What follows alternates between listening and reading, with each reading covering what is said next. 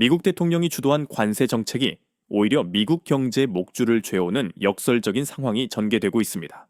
관세 장벽이 높이 쌓였음에도 불구하고 삼성과 같은 핵심 기술 기업 없이는 3년 내에 몰락할 것이라는 경고가 시장 전반에 퍼지고 있습니다.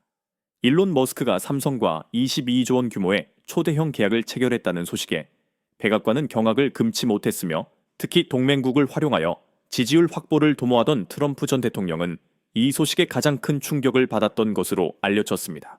트럼프는 한국을 중국 옆에 위치한 작은 나라로 치부하며 그 잠재력을 과소평가했지만, 결과적으로 미국이 세운 관세 장벽에 갇힌 것은 중국이 아닌 실리콘밸리 자체였습니다. 과연 삼성이 창조해낸 어떤 기술적 성과가 미국의 거대 기술 기업들 빅테크머스를 무릎 꿇게 만들었는지, 지금부터 그 충격적인 반전의 전말을 상세히 공개하고자 합니다. 본인의 이름은 리아 파커이며 스탠퍼드에서 전기공학 박사 학위를 취득한 후 구글에서 5년간 인공지능 개발을 주도했으며, 현재는 실리콘밸리에 영향력 있는 벤처 투자자로 활동하고 있습니다. 만 35세라는 젊은 나이에 100억 달러 규모의 펀드를 성공적으로 운영하고 있다는 사실은 제가 기술 트렌드를 정확히 통찰하는 능력이 탁월하다는 방증이라 자부합니다. 이날은 샌프란시스코 다운타운의 세인트 레지스 호텔에서 열리는 글로벌 테크 투자 포럼이 개최되는 날이었습니다. 전 세계에서 모인 유수의 투자자들과 기업인들이 운집한 컨퍼런스 홀에서 저는 기조연설을 준비하며 무대에 오를 채비를 마쳤습니다. 다음은 테크벤처 캐피탈의 매니징 파트너인 리아 파커님을 모시겠습니다. 라는 소개와 함께 무대에 오른 저는 청중의 시선이 자신에게 집중되는 것을 느끼며 넘치는 자신감을 표출했습니다. 저는 청중들에게 질문을 던졌습니다. 여러분, AI 시대의 진정한 승자는 누가 될 것이라고 생각하십니까? 잠시 멈추어 청중들을 둘러보자 많은 이들이 미국과 중국의 양강 구도를 언급하리라 예상했습니다. 물론 그것이 정설이지만 저는 오늘 전혀 다른 관점을 제시하려 합니다. 바로 제조업의 제왕인 중국이 AI 하드웨어 시장을 완전히 장악하게 될 것이라는 예측이었습니다. 제가 준비한 차트가 화면에 현출되었습니다. 이는 중국의 반도체 생산 역량, 압도적인 가격 경쟁력, 그리고 정부의 전폭적인 지원 정책을 보여주는 그래프들로 구성되어 있었습니다. 저는 레이저 포인터로 차트 한쪽에 위치한 작은 점을 가리키며 말했습니다. 여기 이 작은 점이 보이십니까? 바로 한국입니다. 저는 솔직하게 현 상황을 분석했습니다. 단도직입적으로 말해 한국은 그저 조립 공장에 불과합니다. 메모리 반도체? 네, 그것은 매우 잘 만듭니다. 하지만 그것이 전부입니다. 진정한 미래 기술이자 핵심인 AI 칩, 시스템 반도체 영역은 완전히 차원이 다른 이야기입니다. 청중들 사이에서 웅성거림과 함께 옅은 웃음소리가 터져 나왔습니다. 저는 더욱 확신에 찬 목소리로 주장을 이어나갔습니다. 삼성이나 LG 같은 기업들은 미국이 설계하고 중국이 제조하는 거대한 생태계 속에서 부품이나 공급하는 역할에 만족해야 할 것입니다. 그들이 AI 시대의 주인공이 될 가능성은 절대 없습니다. 발표를 마치고 무대에서 내려오자 동료 투자자인 제이슨이 다가왔습니다. 리아, 대단한 발표였어. 특히 한국에 대한 분석은 정말 속 시원했지. 사실 아닌가? 우리가 중국 AI 기업들에 투자한 금액이 얼만데 한국 기업에는 단 1달러도 투자하지 않은 건 다 이유가 있는 거지. 그날 저녁, 저는 포시즌스 호텔 라운지에서 중국 파트너들과 만찬을 즐겼습니다. 베이징에서 온린 회장은 제 발표에 깊은 인상을 받았다고 전했습니다. 리아, 당신의 분석은 정말 탁월했어요. 특히 한국에 대한 판단은 우리와 완전히 일치합니다. 저는 응답했습니다. 당연합니다. 한국은 그저 빠른 추격자, fast follower일 뿐입니다. 혁신은 우리가 하고 제조는 당신들이 하는 구조가 핵심이죠. 모두가 만족하며 건배를 나누었습니다. 그때까지만 해도 저는 제가 얼마나 심각한 착각 속에 빠져 있었는지 전혀 인지하지 못했습니다. 일주일 후 평범한 화요일 아침이었습니다. 저는 팔로알토 사무실에서 커피를 마시며 시장 동향을 점검하고 있었습니다. 그런데 블룸버그 단말기 터미널에 매우 흥미로운 가상의 시나리오가 등장했습니다. 만약 삼성전자가 차세대 AI 프로세서 아틀라스를 독점 공급한다면 이라는 가정이었습니다. 처음에는 단순한 애널리스트의 상상력으로 치부했습니다. 그러나 내용을 자세히 읽을수록 점차 흥미가 커지기 시작했습니다. 시나리오에 따르면 삼성전자가 10나노미터 미만 공정의 차세대 AI 프로세서를 개발할 경우 기존 대비 100배 빠른 처리 속도와 10분의 1 수준의 전력 소모를 실현할 것이라고 예측했습니다. 특히 만약 특정 파트너세만 독점 공급한다면 어떻게 될까? 라는 질문이 저의 눈길을 사로잡았습니다. 저는 코웃음을 쳤습니다. 상상력이 대단하군. 100배 빠르다니. 말도 안 돼. 하지만 다음 문장을 읽는 순간 미세한 불안감이 엄습했습니다. 만약 이런 시나리오에서 애플과 구글이 제외된다면? 설마라는 생각에 저는 급히 한국 관련 뉴스들을 확인했습니다. 다행히 아직은 그런 공식 발표는 없었습니다. 하지만 삼성의 연구개발, R&D 투자가 매년 폭발적으로 증가하고 있다는 기사들이 눈에 띄기 시작했습니다. 오전 10시 저희 투자팀 회의가 시작되었습니다. 저는 이 가상 시나리오를 공유했습니다. 여러분, 재미있는 가정을 해봅시다. 만약 한국이 정말로 시장의 판도를 뒤엎을 기술, 게임 체인저를 개발한다면요? 팀원들은 이 가정에 대해 웃어넘겼습니다. 리아, 그건 너무 비현실적입니다. 한국이 미국과 중국을 제치고라니요. 저는 덧붙였습니다. 그래도 만약이라면요? 팀원들은 대답했습니다. 그렇다면 우리가 엄청난 실수를 저지른 것이겠죠. 하지만 그럴 가능성은 제로 조정에 가깝습니다. 점심시간, 저는 스탠퍼드 시절 지도교수였던 반도체 업계의 산증인 최연수 교수와 통화를 시도했습니다. 교수님, 한국의 AI 칩 기술 수준이 어느 정도인지 궁금합니다. 왜 갑자기 한국에 관심을 갖는 건가? 그냥 호기심입니다. 최 교수는 잠시 침묵을 지키더니 조언했습니다. 리아, 한국을 절대 과소평가하지 마. 그들은 조용히 장기간 준비하는 스타일이야. 특히 위기에 직면하면 놀라운 집중력과 힘을 발휘하지. 저는 반문했습니다. 하지만 AI 칩은 기존과는 차원이 다른 기술 혁신 아닌가요? 교수는 재차 경고했습니다. 그래서 더욱 경계해야 해. 모두가 불가능하다고 단정할 때 돌파구를 찾아내는 것이 바로 한국의 저력이거든. 전화를 끊은 후 저는 창밖으로 펼쳐진 실리콘밸리의 화려한 정형을 바라보았습니다. 설마 정말로 한국이? 아니야. 그럴 리 없어.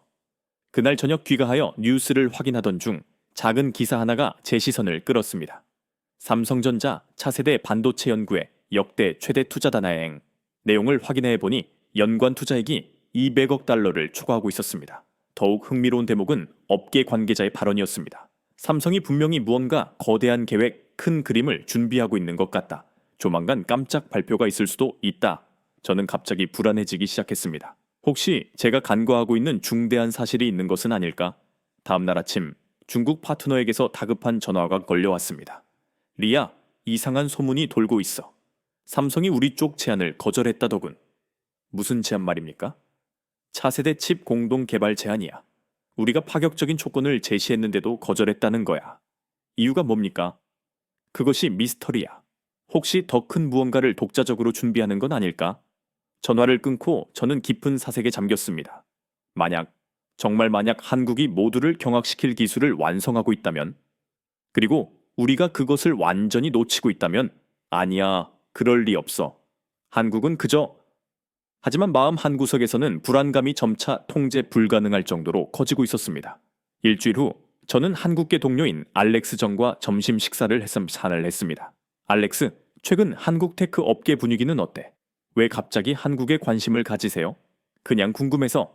알렉스 정은 의미심장한 표정을 지었습니다. 사실 좀 이상해요.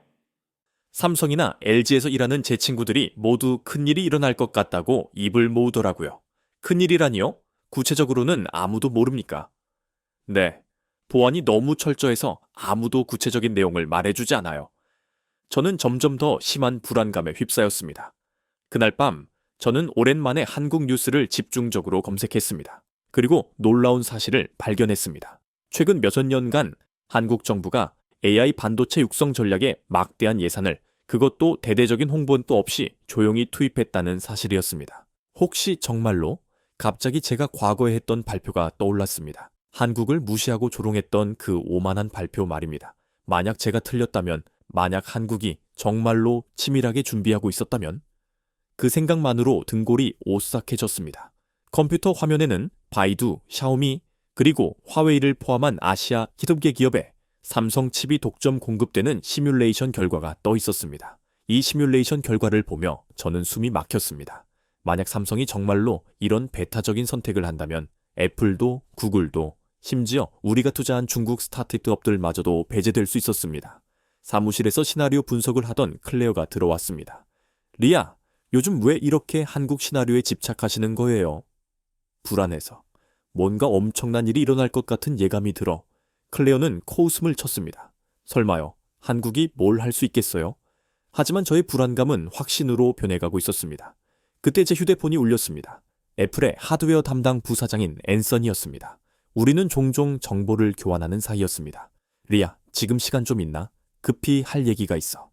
1시간 후 저는 쿠퍼티노 애플파크 근처 조용한 카페에서 앤서니를 만났습니다. 평소 자신감 넘치던 그의 얼굴에는 심각한 근심이 가득했습니다. 앤서니, 무슨 일이야? 앤서니는 커피를 한 모금 마시고 깊은 한숨을 내쉬었습니다. 삼성이 이상해. 작년부터 공급 계약 갱신 협상을 계속 미루고 있어. 가격 문제 때문인가? 그게 아니야. 뭔가 다른 이유가 있는 것 같아. 그리고 저는 초조하게 물었습니다. 앤서니가 계속 말했습니다. 우리 쪽 정보에 따르면 삼성이 엄청난 규모의 신규 생산 라인을 비밀리에 준비 중이래. 그런데 그 용도가 철저히 베일에 쌓여 있어. 저는 심장이 빠르게 뛰는 것을 느꼈습니다. 혹시 새로운 칩을 준비하는 건 아닐까? 앤서니가 고개를 끄덕였습니다. 그게 바로 우리의 걱정이야. 만약 삼성이 시장의 판도를 바꿀 만한 결정적인 기술, 게임 체인저를 준비하고 있다면. 카페를 나오면서 앤서니가 마지막으로 한 말이 제 귓가에 맴돌았습니다. 리아, 한국을 계속 주시해줘. 뭔가 수상한 낌새가 있으면 바로 알려줘. 다음날 구글 본사에서 비공식 모임이 열렸습니다. 실리콘밸리의 주요 테크 기업 전략 담당자들이 모여 아시아 반도체 시장의 미래를 논의하는 자리였습니다. 구글의 하드웨어 총괄인 에밀리가 발표를 시작했습니다. 최근 아시아 시장에서 흥미로운 움직임이 포착되고 있습니다. 특히 한국이 그렇습니다. 그녀는 한국의 연구개발 투자가 급격히 증가하는 그래프를 보여주었습니다. 이 속도라면 2도 3년 내에 상당한 변화가 있을 수 있습니다. 메타의 최고 기술 책임자 CTO가 손을 들었습니다. 하지만 투자만으로는 부족합니다. 기술 격차를 메우려면 최소 10년은 걸릴 텐데요. 에밀리는 대답했습니다. 일반적으로는 그렇죠. 하지만 한국은 가끔 상식을 뛰어넘는 일을 해내지 않습니까? 그때 테슬라의 AI 담당 임원이 충격적인 정보를 공유했습니다. 우리가 파악한 바로는 한국 정부가 극비리의 프로젝트를 진화대행 중이랍니다. 코드명이 단군이라고 하더군요. 단군. 한국의 건국 신화에 나오는 시조 인물이었습니다. 이는 국가적 차원의 핵심 프로젝트라는 의미였습니다. 회의가 끝난 후 저는 주차장에서 구글의 찬드라 부회장을 만났습니다. 그는 인도 출신으로 아시아 시장 상황을 깊이 이해하는 인물이었습니다. 찬드라, 한국에 대해 어떻게 보십니까? 찬드라 부회장은 잠시 생각하더니 말했습니다. 리아, 실리콘밸리의 가장 큰 약점이 뭔지 아십니까? 무엇입니까? 바로 오만함입니다. 우리가 항상 최고라고 믿는 것. 한국 같은 나라가 영원히 우리를 추격할 수 없을 것이라고 생각하는 그 믿음입니다. 하지만 실제로 과거에는 그렇지 않았습니까? 과거는 미래를 보장하지 않습니다. 특히 기술 분야에서는 더욱 그렇습니다. 그날 밤 저는 집에 돌아와 한국 관련 자료들을 다시 정밀하게 조사했습니다. 그리고 놀라운 패턴을 발견했습니다. 지난 5년간 한국의 주요 대학에서 AI 반도체 관련 박사 학위자가 10배나 급증했다는 사실이었습니다. 그것도 대부분 정부 장학금을 받고 양성된 철저히 계획된 인재 육성 프로그램의 결과였습니다. 이것은 우연이 아니야. 철저한 계획이야.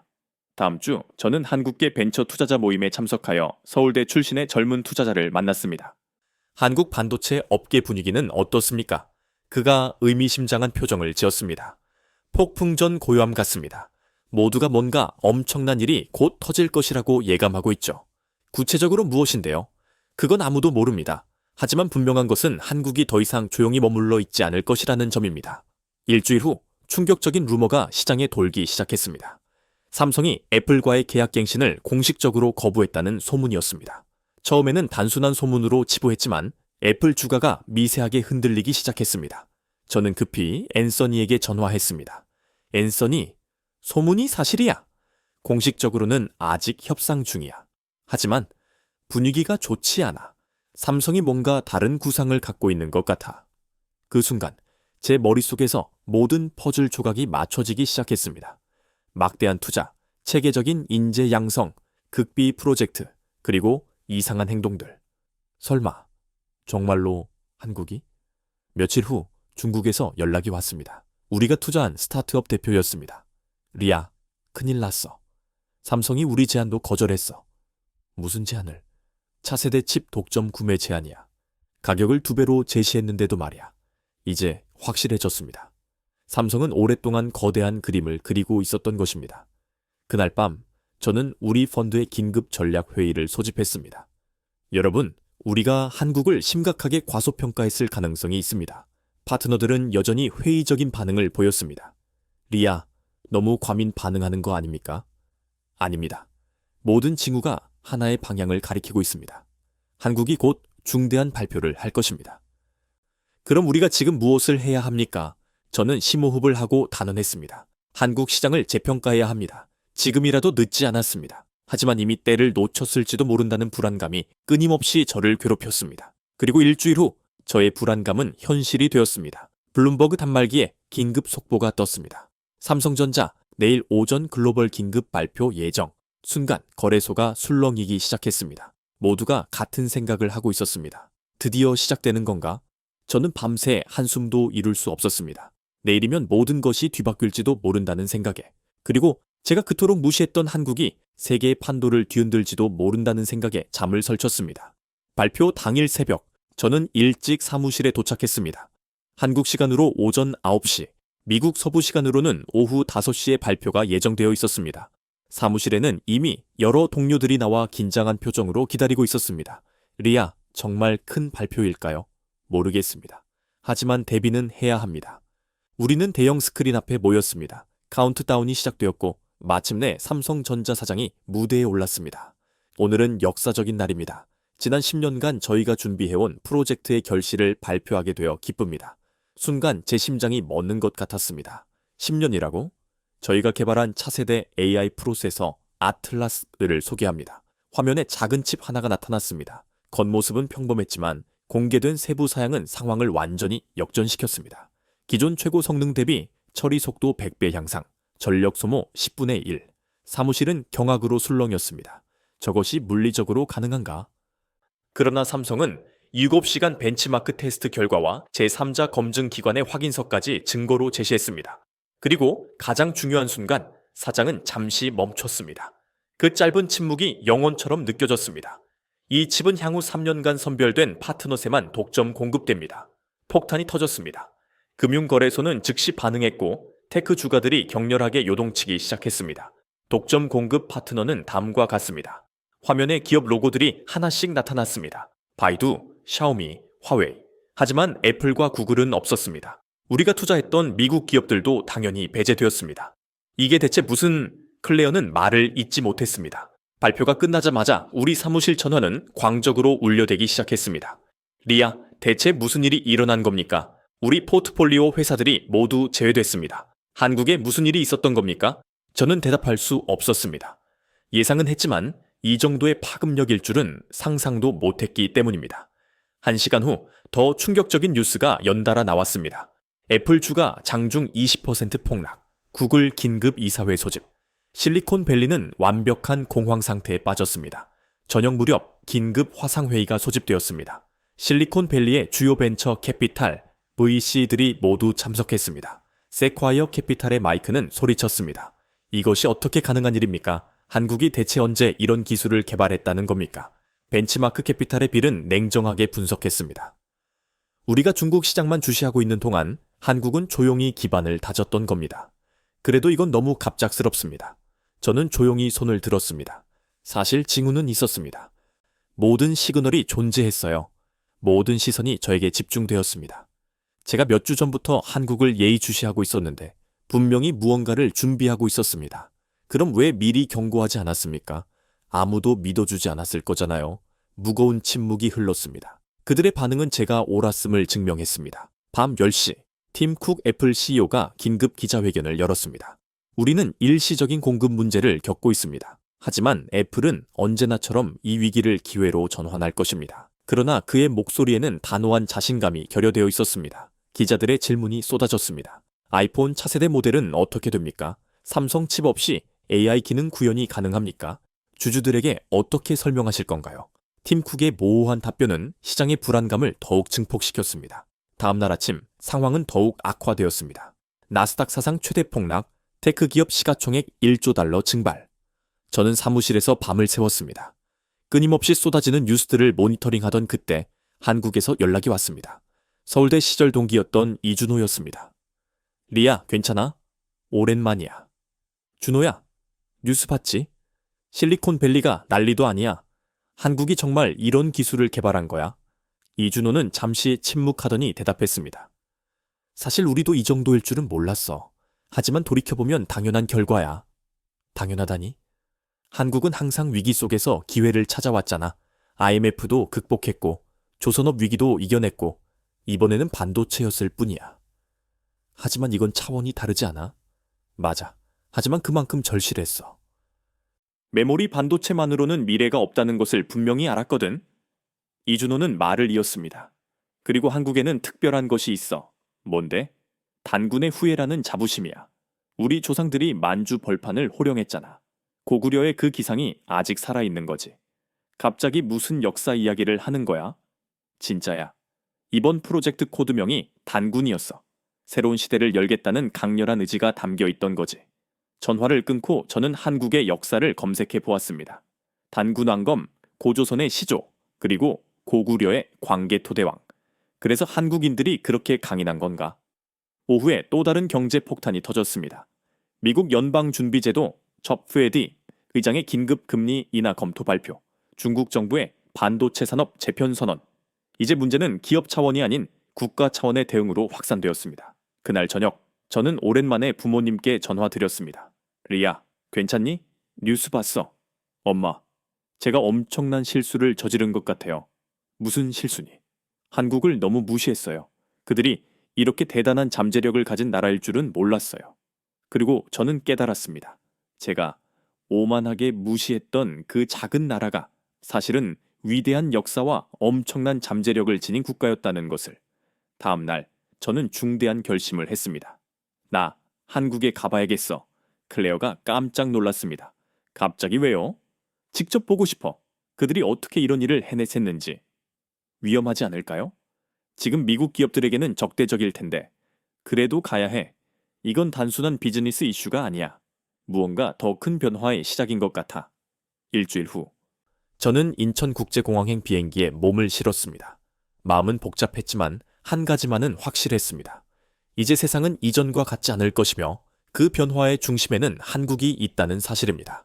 인천공항에 도착했을 때 저는 완전히 다른 세상에 온 것 같은 인상을 받았습니다. 공항 곳곳에는 AI 강국 코리아라는 문구가 선명했고 활기가 넘쳤습니다. 입국장을 나서자 이준호가 저를 기다리고 있었습니다. 리아, 정말 오랜만이다. 준호야, 마중 나와줘서 고마워. 당연하지. 그런데 정말 많이 변했구나. 예전에 그 자신만만하던 리아는 어디 갔어? 저는 쓴웃음을 지었습니다. 깨졌지. 완전히. 서울로 향하는 차 안에서 이준호가 말했습니다. 사실 한국 사람들도 이 정도로 성공할 줄은 몰랐어. 우리도 놀랐거든. 어떻게 가능했어? 솔직히 아직도 믿기지 않아. 이준호는 창밖에 한강을 가리켰습니다. 저 강 알지? 한강의 기적이라고 하잖아. 우리 부모 세대가 만들어낸 첫 번째 기적이야. 그래서 이번에는 두 번째 기적을 만들어낸 거야. AI 반도체로. 하지만 기술 격차가. 리아, 한국인의 DNA에는 뭔가 특별한 것이 있어. 위기가 닥치면 하나로 뭉치고 불가능해 보이는 일도 결국 해내지. 이준호는 역사적인 사례를 덧붙였습니다. 임진왜란 때 일본이 조총으로 쳐들어왔을 때 우리가 1년 만에 그보다 더 우수한 총을 만들었어. 그게 바로 우리야. 빨리 배우고 더 낫게 만들고 결국은 승리하는 민족. 호텔에 짐을 풀고 저는 이준호와 함께 판교 테크노밸리로 향했습니다. 여기가 한국의 실리콘밸리야. 높은 빌딩들 사이로 젊은 인재들이 활기차게 오가고 있었습니다. 저기 보여? 삼성 AI 연구소야. 아틀라스가 탄생한 곳이지. 우리는 한 스타트업을 방문했습니다. 딥마인드 코리아라는 회사였습니다. 대표는 30대 초반의 젊은 여성 박나래였습니다. 안녕하세요. 박나래입니다. 미국에서 오셨다고 들었어요. 네, 리아 파커입니다. 박나래 대표는 회사를 안내하며 설명했습니다. 저희는 삼성 아틀라스 칩을 활용한 AI 솔루션을 개발합니다. 덕분에 구글이나 오픈 AI보다 훨씬 효율적인 모델을 구축할 수 있죠. 어떻게 그것이 가능합니까? 하드웨어와 소프트웨어의 완벽한 최적화와 결합입니다. 미국 기업들은 범용 칩에 맞춰 개발하지만 우리는 전용 칩에 최적화할 수 있으니까요. 시연을 지켜보니 정말 놀라웠습니다. 처리 속도는 압도적으로 빨랐고 전력 소모는 극히 적었습니다. 이런 스타트업이 많이 있습니까?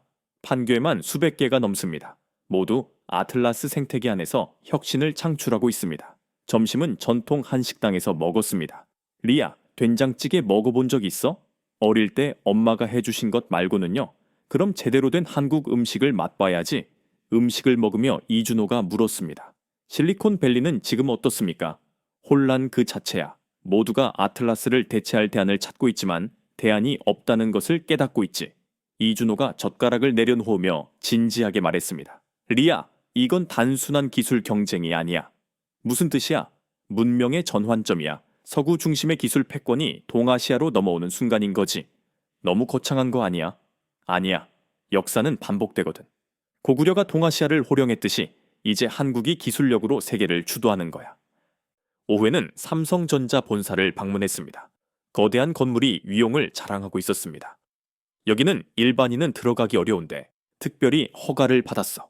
안내를 받아 들어간 곳은 홍보관이었습니다. 여기서 아틀라스의 개발 과정을 볼 수 있어요. 벽면 가득한 스크린에는 10년간의 개발 여정이 상세히 펼쳐졌습니다. 2015년 첫 프로젝트 시작, 2018년 첫 시제품 실패, 2020년 획기적인 돌파구 발견. 보여? 수많은 실패가 있었어. 하지만 포기하지 않았지. 한 사진이 눈에 띄었습니다. 연구원들이 밤샘 작업을 하는 모습이었습니다. 저들의 헌신과 열정이 오늘을 만든 거야. 홍보관을 나오며 저는 깊은 감명을 받았습니다. 준호야, 나 완전히 잘못 생각했어. 한국을 너무 얕봤어. 그저 제조만 잘하는 나라라고 생각했는데. 이준호가 제 어깨를 두드렸습니다. 늦었지만 이제라도 알았으니 괜찮아. 저녁에는 서울의 야경을 감상하며 소주를 마셨습니다. 리아, 너도 한국인의 피가 흐르잖아. 응, 엄마가 그러시더라. 우리 조상이 만주에서 왔다고. 맞아. 우리는 모두 단군의 후예야. 그 기상이 DNA에 새겨져 뭐 있지.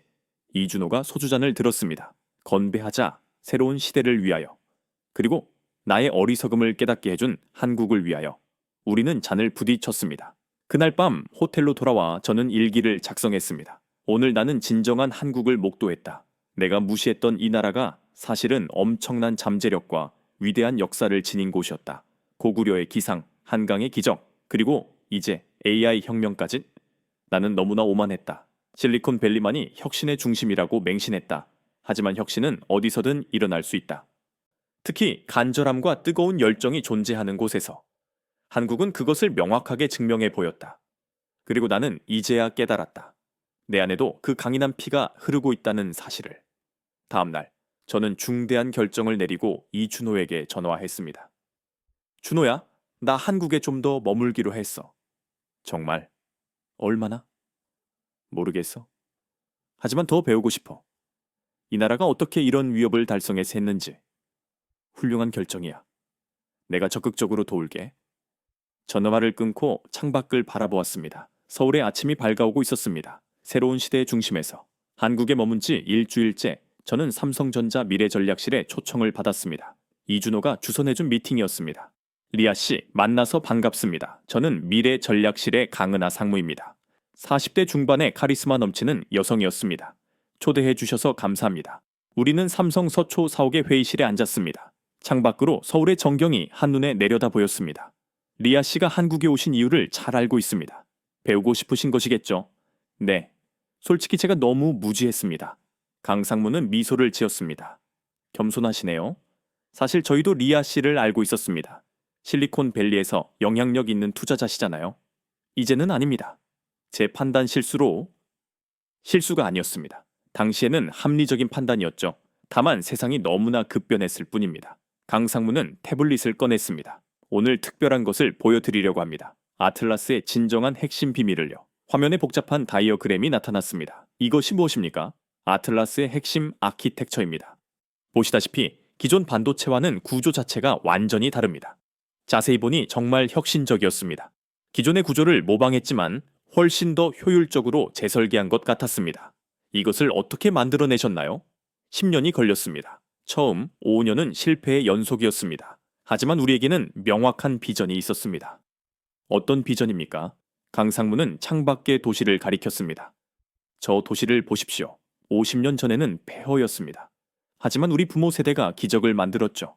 한강의 기적 말입니다. 맞습니다. 그리고 우리 세대는 두 번째 기적을 만들기로 결의했습니다. 기술을 통해서요. 그녀는 이어 설명했습니다. 특히 우리에게는 특별한 힘이 있습니다. 위기를 결정적인 기회로 전환하는 힘 말입니다. 어떤 위기였나요? 메모리 반도체 시장이 포화 상태에 이르렀습니다. 중국이 맹렬히 추격해왔고 우리의 가격 경쟁력도 하락했죠. 그때 우리는 결단했습니다. 완전히 새로운 영역을 개척하자고. 강상무는 다른 자료를 보여주었습니다. 그리고 우리에게는 숨겨진 비밀 무기가 있었습니다. 무엇입니까? 바로 인재들입니다. 해외에서 활약하던 한국계 과학자들을 대거 영입했습니다. 그들은 글로벌 경험과 한국인 특유의 뜨거운 열정을 동시에 보유하고 있었죠. 명단을 보니 놀라움을 금할 수 없었습니다. 구글, 애플, 엔비디아 출신의 한국계 엔지니어들이 즐비했습니다. 그들이 왜 한국으로 돌아왔을까요? 고향이기 때문입니다. 그리고 여기서는 그들의 원대한 꿈을 실현할 수 있었으니까요. 점심은 구내 식당에서 먹었습니다. 놀랍게도 강상무도 일반 직원들과 같은 줄에 서서 식사를 받았습니다. 계급이 없는 문화예요. 모두가 동료입니다. 식사를 하며 강상무가 물었습니다. 리아 씨, 한국 역사를 아십니까? 자세히는 모르지만 최근 관심이 생겼습니다. 우리 민족은 5천년 역사를 가지고 있습니다. 그 중에서도 고구려는 특별했죠. 고구려 말입니까? 동아시아의 패자였습니다. 만주 벌판을 호령했고 심지어 당나라도 두려워했죠. 강상무의 눈빛이 빛났습니다. 그 기상이 우리의 DNA에 여전히 남아 있습니다. 불가능해 보이는 일도 해내는 힘 말입니다. 그래서 프로젝트 이름이 단군이었군요. 맞습니다. 우리의 시조이자 정신적 근간이죠. 재밌는 것은 만주족의 시조 신화에도 비슷한 이야기가 있다는 점입니다. 정말인가요? 학자들은 고구려 유민이 만주족 형성에 막대한 영향을 미쳤다고 분석합니다. 결국 같은 뿌리인 셈이죠. 오후에는 특별한 장소로 안내받았습니다. 삼성 종합기술원의 비밀연구소였습니다. 여기는 극소수만 출입 가능합니다. 리아 씨는 특별 손님이시니 거대한 클린룸에 들어가자 엔지니어들이 정밀한 작업을 수행하고 있었습니다. 여기서 차세대 칩을 개발하고 있습니다. 아틀라스의 후속작이죠. 벌써요? 기술은 멈추지 않습니다. 우리가 멈추면 곧 추격당하니까요. 한 젊은 여성 엔지니어가 다가왔습니다. 안녕하세요. 저는 수석연구원 오유진 박사입니다. 반갑습니다. 여기서 어떤 연구를 하십니까? 차세대 뉴로모픽 칩을 설계하고 있습니다. 인간의 뇌를 뛰어넘는 것이 목표입니다. 뛰어넘는다고요? 오유진 박사는 열정적으로 설명했습니다. 인간의 뇌는 훌륭하지만 한계가 있습니다. 우리는 그 한계를 극복한 설계를 시도하고 있죠. 예를 들면요. 처리 속도는 1000배 빠르면서도 전력은 훨씬 적게 소모하는 칩이요. 이론적으로는 충분히 가능합니다. 저는 점차 압도되는 기분을 느꼈습니다. 한국의 엔지니어들은 이미 미래의 미래를 준비하고 있었던 것입니다. 저녁에는 강상무가 저에게 특별한 제안을 건넸습니다. 리아 씨, 우리와 함께 일해보실 의향이 없으십니까? 저요? 하지만 저는 한국 기업을 무시했던 사람인데요. 그래서 더욱 필요합니다. 실패를 경험하고 그것을 인지하는 사람이 진정한 성공을 만들어낼 수 있으니까요. 구체적으로 어떤 역할을 맡게 되나요? 글로벌 전략 자문입니다. 미국 시장을 깊이 이해하는 인물이 절실합니다. 저는 고민에 빠졌습니다. 매우 매력적인 제안이었지만 아직 실리콘밸리에 대한 미련이 남아 있었습니다. 생각할 시간을 주십시오. 물론입니다. 언제든지 편하게 연락 주십시오. 호텔로 돌아오는 길, 저는 복잡한 심경이었습니다. 한국은 제가 인식했던 것보다 훨씬 역동적이고 혁신적인 국가였습니다. 그리고 무엇보다 미래를 향한 뜨거운 열정이 살아 숨쉬고 있었죠. 그날 밤 뜻밖의 전화가 걸려왔습니다. 실리콘밸리의 동료 클레어였습니다. 리아, 큰일 났어. 우리 펀드에 LP 출자자들이 대거 이탈하고 있어. 뭐라고? 왜? 한국 투자를 놓친 것에 대한 무능함 때문이야. 다들 리아 너를 제외한 파트너들에게 책임을 묻고 있어. 전화를 끊고 저는 깊은 한숨을 내쉬었습니다. 제가 쌓아온 모든 것이 무너지고 있었지만 이상하게도 마음은 후련했습니다. 어쩌면 이것이 새로운 시작일지도 모른다고 생각했습니다. 다음날 아침 저는 결심하고 이준호에게 전화했습니다. 준호야, 나 결정했어. 무엇을? 한국에서 새롭게 시작하려고. 여기서 배우고 여기서 일하고 싶어. 정말? 와, 대단한 결단이야.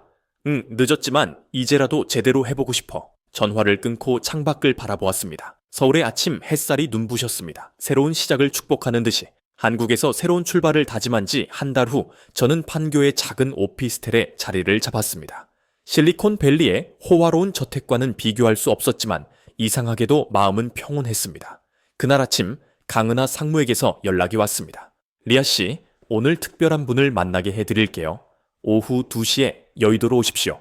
약속 장소는 의외로 국회의사당 근처의 조용한 찻집이었습니다. 어서 오세요. 소개해드릴 분이 계십니다.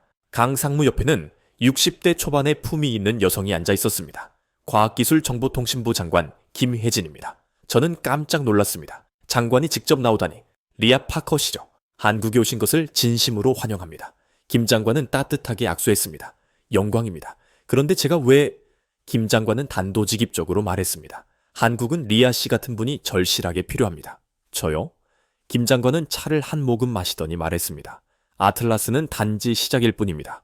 우리의 궁극적인 목표는 글로벌 AI 생태계를 선도하는 것입니다. 구체적으로 어떤 계획이십니까? 한미 AI 연합체를 구축하고 싶습니다. 경쟁이 아닌 협력의 틀 안에서요. 저는 놀랐습니다. 미국을 제치고 독주하는 것이 아니라 함께 나가겠다는 비전이었습니다. 하지만 지금 미국은 한국을 극도로 경계하고 있습니다. 그래서 리아 씨가 필요한 겁니다. 양쪽을 모두 이해하고 신뢰를 받을 수 있는 인물이. 김 장관은 계속했습니다. 저희도 압니다. 기술력만으로는 충분하지 않다는 것을. 실리콘밸리의 창의성과 도전 정신이 결합되어야 합니다. 그럼 제가 무엇을 해야 할까요? 양국을 잇는 가교 역할을 해주십시오. 한국과 미국을 연결하는 다리가 되어 주십시오. 강 상무가 덧붙였습니다. 구체적으로는 한미 AI 혁신센터의 초대 센터장을 맡아주셨으면 합니다. 센터장이라니요? 네, 서울과 실리콘밸리에 동시에 설립할 예정입니다. 인재 교류, 공동연구, 스타트업 육성까지 총괄하는 역할입니다. 저는 깊이 고민했습니다. 엄청난 기회인 동시에 매우 무거운 책임이었습니다. 제가 그런 중책을 감당할 수 있을까요? 김 장관이 진지하게 말했습니다. 리아 씨, 역사는 때로는 한 사람의 용기 있는 결단에서 바뀝니다. 지금이 바로 그런 순간입니다. 그녀는 창밖에 한강을 가리켰습니다. 저기 한강이 보이시죠? 우리 부모 세대는 저 강에서 기적을 만들었습니다. 이제 우리 차례입니다. 하지만 저는 한국인도 미국인도 아닌데요. 그래서 완벽합니다. 양쪽 문화를 모두 깊이 이해하는 사람이니까요. 김 장관은 봉투를 건넸습니다. 이것은 저희의 상세 계획서입니다. 충분히 읽어보시고 결정해 주십시오. 찻집을 나와 한강변을 걸으며 저는 계획서를 읽었습니다. 내용은 가히 충격적이었습니다. 단순한 협력을 넘어선 새로운 형태의 국제연합체였습니다. 한미 공동 AI 연구소 설립, 매년 1000명 규모의 인재 교환 프로그램, 100억 달러 규모의 공동 투자 펀드, AI 윤리 헌장 공동 제정. 이것이 정말 가능할까? 그때 전화가 걸려왔습니다. 뜻밖에도 팀 쿡 애플 CEO였습니다. 리아, 지금 한국에 있나? 팀, 네, 여기 있습니다. 좋아. 사실 나도 내일 서울로 간다. 정말입니까? 응. 한국 정부에서 제안이 왔어. 아마 자네가 받은 것과 유사할 거야. 저는 놀라움을 금치 못했습니다. 한국이 애플까지 협력 체제로 끌어들이려 하고 있었습니다. 어떻게 생각하십니까? 팀 쿡은 잠시 침묵하더니 말했습니다. 과거는 잊고 미래를 지향해야 할 때인 것 같아. 자네도 알다시피 지금 우리는 다른 선택의 여지가 없어. 전화를 끊고 저는 깊은 생각에 잠겼습니다. 세상이 정말 빠르게 변화하고 있었고 그 중심에 한국이 확고하게 자리 잡고 있었습니다. 그날 밤 이준호와 저녁 식사를 함께 했습니다. 센터장 제안 받았다고 들었어. 축하해. 아직 결정한 건 아니야. 뭐가 망설여지냐고 솔직하게 말했습니다. 무서워. 이렇게 거대한 일을 내가 제대로 해낼 수 있을까? 이준호는 진지하게 조언했습니다. 리아, 너 한국 속담 시작이 반이다 라는 말 들어봤니? 무슨 뜻이야? 시작하는 용기 자체가 성공의 절반이라는 의미야. 너는 이미 시작했어. 한국에 왔잖아. 하지만 그리고 네 안에도 한국인의 피가 흐르잖아. 고구려의 그 도전 정신이. 이준호가 소주잔을 들었습니다. 우리 조상들은 만주 벌판에서 대제국을 건설했어. 너도 할 수 있어. 다음 날 아침 저는 최종적으로 결심했습니다. 강 상무에게 전화했습니다. 제안을 받아들이겠습니다. 잘 결정하셨습니다. 바로 준비를 시작하죠. 일주일 후 서울 프레스센터에서 역사적인 발표가 있었습니다. 한미 AI 혁신센터 설립 및 초대 센터장 임명식이었습니다. 기자회견장에는 김혜진 장관, 팀 쿡, 그리고 제가 나란히 앉았습니다. 오늘은 새로운 시작을 알리는 날입니다. 경쟁이 아닌 협력의 시대가 열리는 날입니다. 김 장관의 개회사 후 팀 쿡이 마이크를 잡았습니다. 애플은 한국과 함께 미래를 건설해 나가겠습니다. 과거의 실수를 인정하고 새로운 파트너십을 시작합니다. 마침내 제 차례가 되었습니다. 저는 한국계 미국인입니다. 양쪽 문화를 모두 경험했습니다. 이제 그 소중한 경험을 살려 두 나라를 잇는 튼튼한 다리가 되겠습니다. 플래시 세례가 터지고 역사적인 순간이 기록되었습니다. 기자회견 후 김 장관이 제게 다가왔습니다. 리아 센터장님, 한 가지 더 보여드릴 것이 있습니다. 우리는 차를 타고 경기도 어딘가로 향했습니다. 여기가 어디입니까? 국가 AI 연구단지입니다. 일반인에게는 알려지지 않은 곳이죠. 거대한 연구단지 안으로 들어가니 놀라운 광경이 펼쳐졌습니다. 여기서 한국의 미래 100년을 준비하고 있습니다. 수천 명의 연구원들이 몰두하고 있었고 최첨단 장비들이 즐비했습니다. 이 정도 규모라니 아직 시작일 뿐입니다. 리아 센터장님이 함께 하신다면 더 큰 일을 이룰 수 있습니다. 한 연구동에 들어가니 벽에 큰 글씨가 쓰여 있었습니다. 홍익인간 홍이렌젠. 널리 인간을 이롭게 한다. 이것이 우리의 철학입니다. 기술은 인류 전체를 위해 사용되어야 한다는 김 장관이 설명했습니다. 단군 신화에 나오는 건국 이념이죠. 우리 조상들의 위대한 지혜입니다. 저는 깊은 감명을 받았습니다. 한국은 단순히 기술 패권을 추구하는 것이 아니었습니다. 더 큰 보편적 가치를 추구하고 있었습니다. 이제 이해하겠습니다. 왜 저를 선택하셨는지. 맞습니다. 기술력만으로는 부족합니다. 그것을 올바르게 사용할 사람이 필요합니다. 연구단지를 나오며 저는 새로운 사명감을 느꼈습니다. 이것은 단순한 직업이 아니었습니다. 역사적 소명이었습니다. 그날 밤 저는 부모님께 전화드렸습니다. 엄마, 아빠, 저 한국에서 중요한 일을 맡게 되었어요. 정말? 어떤 일인데? 한국과 미국을 잇는 다리 역할이에요. AI 기술을 통해요. 어머니가 감격스러운 목소리로 말씀하셨습니다. 우리 리아가 드디어 제 길을 찾았구나. 할아버지가 하늘에서 기뻐하실 거야. 할아버지요? 그래, 너희 할아버지도 만주에서 오셨잖니? 항상 말씀하셨어. 언젠가 우리 후손이 세계를 연결할 것이라고. 전화화를 끊고 저는 창밖을 바라보았습니다. 서울의 야경이 아름답게 빛나고 있었습니다. 할아버지, 이제 시작입니다. 지켜봐 주십시오.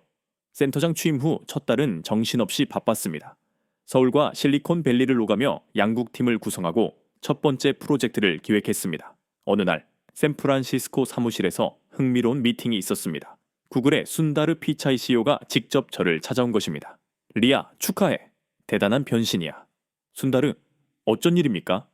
그는 진지한 표정으로 말했습니다. 구글도 참여하고 싶습니다. 한미 AI 혁신센터에. 정말입니까?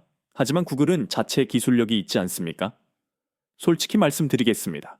우리도 한계를 느끼고 있습니다. 삼성의 하드웨어 없이는 더 이상의 발전이 어렵습니다. 순다르 피차이는 계속했습니다. 리아, 이제 진짜 혁신과 가짜 혁신을 구별해야 할 때입니다. 우리가 지난 몇 년간 해온 것이 무엇이었을까요? 그저 조금씩 개선하는 것뿐이었습니다. 그의 고백은 충격적이었습니다. 하지만 한국은 달랐습니다. 그들은 근본적으로 새로운 것을 창조했죠. 그래서 함께하고 싶습니다. 경쟁이 아닌 협력으로. 그것이 진정한 미래 아닙니까? 일주일 후 저는 서울로 돌아와 김혜진 장관에게 보고했습니다. 구글도 참여하고 싶어 합니다. 예상했습니다. 메타에서도 연락이 왔거든요. 정말입니까? 김 장관이 미소를 지었습니다. 이제 모두 깨달은 것입니다. 혼자서는 한계가 있다는 것을. 하지만 너무 많은 기업이 참여하면 걱정 마십시오. 우리에게는 원칙이 있습니다. 그녀는 문서를 보여주었습니다. AI 혁신 동맹 헌장이었습니다. 홍익인간의 정신을 바탕으로 인류 전체를 위한 기술 개발이라는 명확한 원칙이었습니다. 다음 날 저는 판교의 한 스타트업을 방문했습니다. 딥마인드 코리아의 박나라의 대표를 다시 만나기 위해서였습니다. 센터장님, 어서 오세요. 센터장은 너무 거창해요. 그냥 리아라고 불러주세요. 박나래 씨가 새로운 기술을 시연했습니다. 이것은 저희가 개발한 진실판별 AI입니다. 진실판별이요? 네, 뉴스 영상, 심지어 사람의 말까지도 진짜와 가짜를 구별해냅니다. 시연을 보니 정말 놀라웠습니다. 딥페이크 영상을 순식간에 가려냈고 가짜 뉴스도 정확히 판별했습니다. 정확도가 어느 정도입니까? 99.88%입니다. 사실상 완벽하죠. 이것이 어떻게 가능합니까? 박나래 씨가 자랑스럽게 말했습니다. 아틀라스 칩 덕분입니다. 그리고 한국인 특유의 눈치 문화를 알고리즘화했죠. 눈치요? 네, 미묘한 비언어적 신호를 읽어내는 능력 말입니다.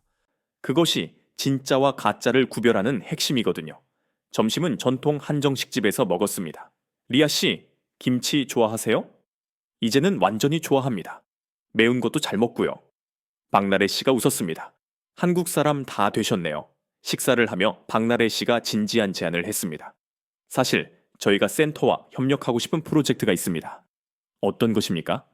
글로벌 팩트 체크 시스템입니다. 전 세계 정보의 진위를 실시간으로 판별하는 시스템이죠.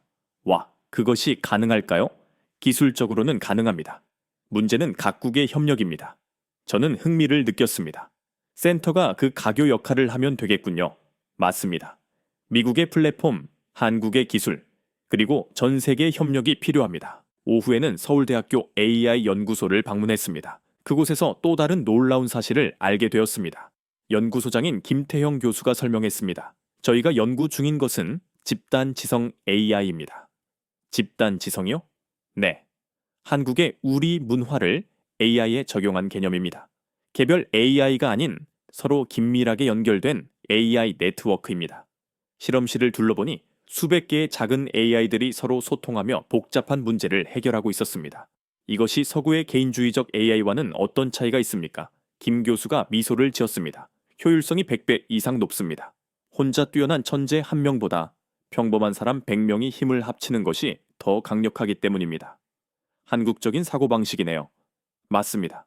우리 조상들의 지혜죠. 농사 지을 때 품앗이를 하는 것도 다 집단 지성의 예시입니다. 저녁에는 이준호와 만났습니다. 어때? 센터장 일은? 정신없지만 보람 있어. 매일 새로운 것을 배우고 있어. 이준호가 진지하게 물었습니다. 리아, 이제 정말 한국이 미국을 넘어설 수 있을까? 저는 고개를 저었습니다. 넘어서는 것이 목표가 아니야. 함께 가는 거지. 무슨 뜻이야? 한국은 첨단 기술이 있고 미국은 거대한 경험이 있어. 중국은 거대 시장이 있고 유럽은 철학적 기반이 있지. 이걸 다 합치면 이준호가 눈을 빛냈습니다. 완벽한 조합이구나. 맞아. 그것이 진정한 미래야. 경쟁이 아닌 협력. 그때 뉴스 속보가 떴습니다. 한미일 정상 AI 협력 공동 선언문 발표. 내용을 보니 제가 준비한 제안서의 핵심 내용이 대부분 반영되어 있었습니다. 와, 정말 일이 엄청나게 커지고 있네. 이준호가 감탄했습니다. 다음날 저는 중대한 발표를 진행했습니다. 첫 번째 공동 프로젝트를 시작합니다. 이름은 프로젝트 트루스, 피로젝트 트루스입니다. 전 세계의 가짜 정보와 싸우는 프로젝트입니다. 한국의 진실 판별 기술, 미국의 플랫폼, 일본의 정밀함이 결합된 형태였습니다. 발표 후 전 세계에서 참여 의사를 밝혔습니다. 영국은 민주주의 보호를 위해 참여, 독일은 기술 윤리 확립에 동참, 인도는 10억 인구를 위한 진실 보장. 일주일 만에 50개국이 참여를 선언했습니다. 그날 밤 저는 일기를 썼습니다. 오늘 나는 진짜 일을 시작했다. 단순히 기술을 개발하는 것이 아니라 인류 전체를 위한 기술을 만드는 일. 한국이 내게 보여준 것은 단순한 기술력이 아니었다. 함께 살아가는 지혜, 홍익인간의 정신이었다. 나는 이제 안다. 진짜와 가짜를 구별하는 법을. 진짜는 모두를 위한 것이고 가짜는 일부를 위한 것이다. 우리가 만들어갈 미래는 진짜다. 프로젝트 트루스가 시작된 지 3개월 후 드디어 첫 번째 성과가 나타났습니다. 전 세계 가짜 뉴스가 70% 감소했고 딥페이크 범죄도 현저히 줄어들었습니다. 유엔 본부에서 특별 회의가 열렸고 저도 한미 AI 혁신센터 대표 자격으로 초청받았습니다. 리아 파커 센터장의 발표를 듣겠습니다. 제가 단상에 올랐고 193개국 대표들이 저를 주목했습니다. 존경하는 대표 여러분, 기술은 중립적입니다. 하지만 그 사용 방식은 전적으로 우리의 선택입니다. 저는 프로젝트 트루스의 놀라운 성과를 발표했습니다. 한국의 기술, 미국의 경험, 그리고 전 세계의 협력이 빚어낸 결과입니다. 이제 우리는 더 큰 꿈을 꿀 수 있습니다. 발표 후 기립박수가 쏟아졌습니다. 휴식 시간에 중국 대표가 다가왔습니다. 파커 센터장님, 중국도 참여하고 싶습니다. 환영합니다. 하지만 원칙은 준수해야 합니다. 물론입니다. 투명성과 개방성, 우리도 준비되었습니다. 이어서 러시아, 브라질, 남아공 대표들도 참여 의사를 밝혔습니다. 저녁 리셉션에서 김혜진 장관을 만났습니다. 리아 센터장님, 정말 대단합니다. 전 세계가 하나로 뭉치고 있어요. 한국이 이 위대한 일을 시작했습니다. 저는 그저 연결고리 역할을 했을 뿐입니다. 김 장관은 의미심장하게 말했습니다. 이제 다음 단계를 준비해야 할 때입니다. 다음 단계요? 네. 프로젝트 하모니, 프로젝트 하모니입니다. 다음 날, 저는 서울로 돌아와 극비 회의에 참석했습니다. 한국, 미국, 일본, 유럽연합의 AI 최고 책임자들이 모였습니다. 강은하 상무가 프레젠테이션을 시작했습니다. 프로젝트 하모니는 전 인류를 위한 AI 헌장을 만드는 일입니다. 내용은 매우 놀라웠습니다. AI는 인간을 대체하지 않고 보조하며 모든 최종 결정권은 인간에게 귀속된다. AI 개발에는 윤리위원회가 필수적이며 핵심 기술은 공유하되 악용은 철저히 방지한다는 내용이었습니다. 이것을 어떻게 강제할 수 있습니까? 일본 대표가 질문했습니다. 강제가 아닌 자발적인 참여입니다. 하지만 참여하지 않는다면요? 강 상무가 화면을 바꿨습니다. 글로벌 AI 네트워크에서 배제됩니다. 사실상 고립되는 것이죠. 유럽연합 대표가 고개를 끄덕였습니다. 당근과 채찍이군요. 현명합니다. 회의가 끝난 후 저는 강 상무와 차를 마셨습니다. 이 모든 것이 처음부터 계획된 것이었나요? 강 상무는 미소를 지었습니다. 절반은 계획, 절반은 운명이었습니다. 하지만 가장 중요한 것은 무엇이었나요? 사람이었습니다. 리아 센터장님 같은 분이 나타날 것이라고는 미처 예상하지 못했거든요. 일주일 후 실리콘밸리에서 역사적인 서명식이 열렸습니다. 글로벌 AI 하모니 협약이었습니다. 팀 쿡이 먼저 서명했습니다. 애플은 기술의 인간적인 사용을 약속합니다. 이어서 순다르 피차이, 마크 저커버그가 서명했습니다. 그리고 제 차례가 왔습니다. 한미 AI 혁신센터는 이 협약의 확고한 수호자가 되겠습니다. 서명하는 순간 플래시가 터졌고 역사적인 순간이 기록되었습니다. 행사 후 마크 저커버그가 제게 다가왔습니다. 리아, 1년 전만 하대도 상상도 못했어. 내가 이런 일에 동참할 줄은 저도 몰랐습니다. 하지만 한국이 가르쳐줬죠. 함께하는 힘을요. 한국은 정말 대단한 나라야. 이제야 알았어요. 우리는 함께 웃었습니다. 다음 날 저는 부모님을 뵙기 위해 LA로 향했습니다. 우리 딸이 정말 큰일을 했구나. 아버지가 자랑스러워 하셨습니다. 아빠, 이제 시작이에요. 할 일이 더 많아요. 어머니가 제 손을 잡았습니다. 리아, 네가 정말 자랑스러워. 할아버지도 하늘에서 기뻐하실 거야. 엄마, 우리 집안이 정말 고구려 후손이에요? 어머니가 고개를 끄덕였습니다. 그래, 우리 조상들은 만주 벌판을 달렸대. 그 피가 네 안에도 흐르는 거야. 그래서 제가 이런 일을 할 수 있었나 봐요. 가족과 저녁을 먹으며 저는 행복했습니다. 한국계 미국인이라는 정체성이 더 이상 혼란스럽지 않았고 오히려 축복처럼 느껴졌습니다. 서울로 돌아온 날, 특별한 소식이 저를 기다리고 있었습니다. 노벨 평화상 후보 선정. 이준호가 흥분해서 말했습니다. 프로젝트 트루스와 하모니 협약 때문이래. 에이, 그건 너무 과해. 그때 김혜진 장관에게 전화가 왔습니다.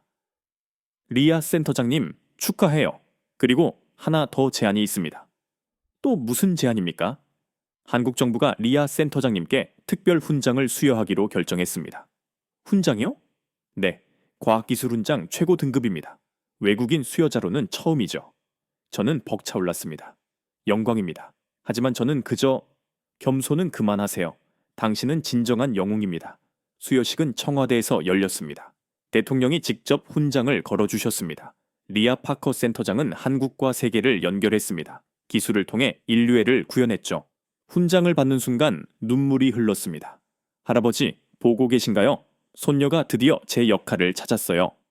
시상식 후 리셉션에서 강은하 상무가 다가왔습니다. 축하드립니다. 이제 진짜 한국인이시네요. 저는 항상 한국인이었어요. 단지 스스로 몰랐을 뿐이죠. 맞습니다. 그리고 이제 전 세계가 알게 됐어요. 한국인의 힘을. 그날 밤 저는 한강변을 걸었습니다. 불과 1년 전 저는 오만한 투자자였습니다. 한국을 무시하고 실리콘밸리만이 혁신의 유일한 중심이라고 믿었죠.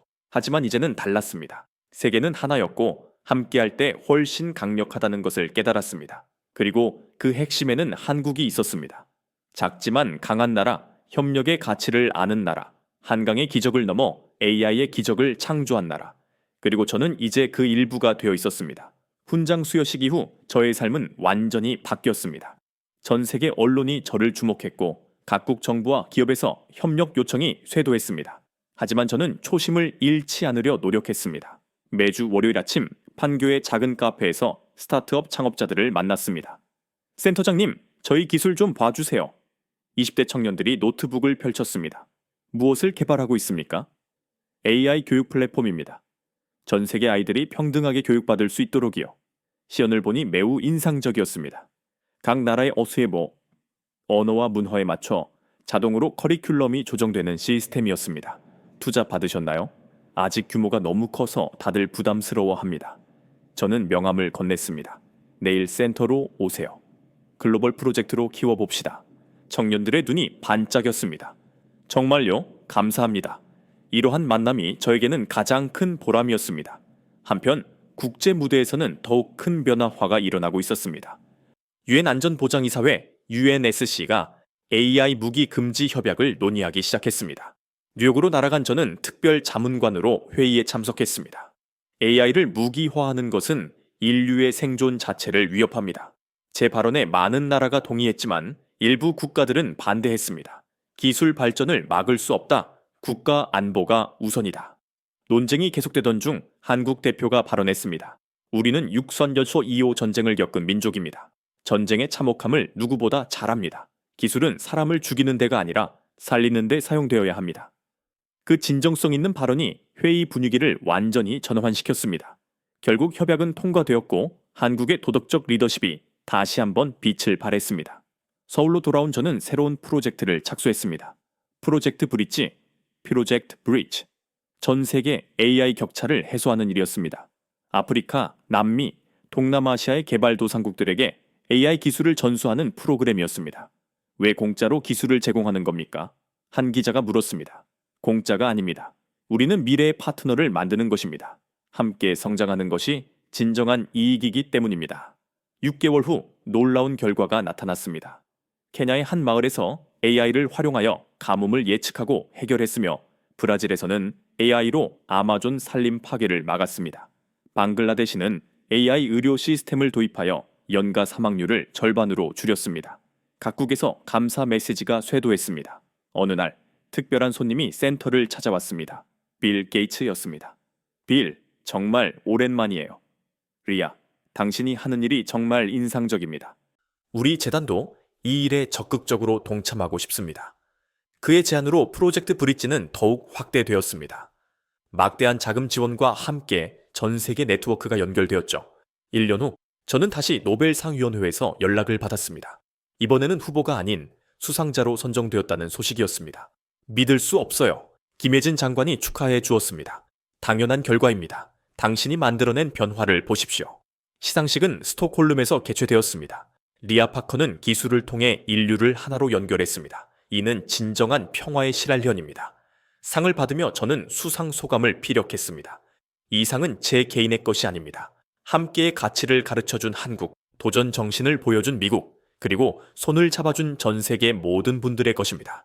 특히 저에게 용기를 준 한 나라가 있습니다. 작지만 위대한 나라, 불가능을 가능으로 만든 나라, 바로 대한민국입니다. 박수가 우레와 같이 터져 나왔습니다. 한국에서는 생중계로 시청하던 사람들이 감동의 눈물을 흘렸다고 합니다. 시상식 후 만찬에서 스웨덴 국왕이 제게 물었습니다. 한국의 비결이 무엇이라고 생각하십니까? 홍익인간 정신입니다.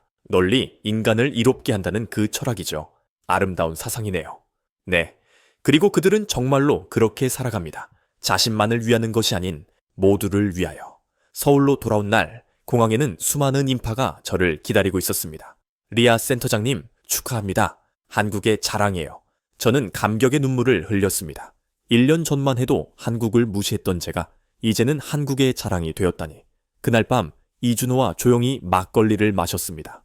리아, 정말 많이 변했다. 그러게, 나도 내가 놀라워. 앞으로의 계획은? 저는 잠시 생각하다가 말했습니다. 계속 다리가 되는 거지. 더 많은 나라, 더 많은 사람을 연결하는. 멋있다. 역시 고구려의 후예야. 또 그 이야기야? 우리는 함께 웃었습니다. 하지만 정말로 저는 이제 제 뿌리가 자랑스러웠습니다. 만주 벌판을 달리던 조상들의 그 기상이 이제는 전 세계를 연결하는 힘이 된 것 같았기 때문입니다. 지금까지 AI 시대의 대반전, 그 충격적인 가능성의 이야기를 상세하게 들려드렸습니다. 어떠셨나요? 기술의 미래는 특정 국가나 기업이 독점하는 것이 아니라 인류가 함께 창조해 나가는 것임을 보여드리고 싶었습니다. 편견과 오만을 버리면 전혀 새로운 세상이 열린다는 교훈도 얻으셨기를 진심으로 바랍니다. 오늘 이 놀라운 이야기가 여러분의 통찰에 도움이 되었다면 주저하지 마시고 좋아요 버튼을 눌러주시고 채널을 구독해주세요. 그리고 K-테크의 무한한 잠재력을 믿는 모든 시청자, 여러분, 이 영상을 주변에 널리 공유하여 한국의 진정한 힘을 알려주시길 강력하게 요청드립니다. 다음에도 더욱 심층적이고 놀라운 이야기로 여러분을 다시 찾아뵙겠습니다. 지금까지 코리아 원더풀이었습니다. 감사합니다.